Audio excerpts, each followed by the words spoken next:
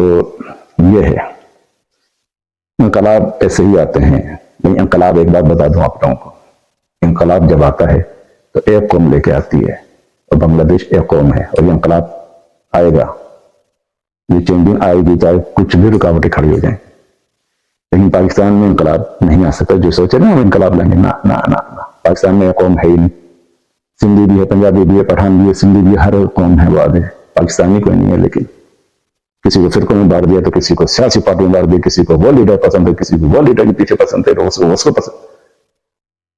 تو ایسے انقلاب نہیں آتا کبھی بھی. یہ ہمیں تو ڈیوائڈ کیا گیا ہے باقاعدہ پاکستان میں.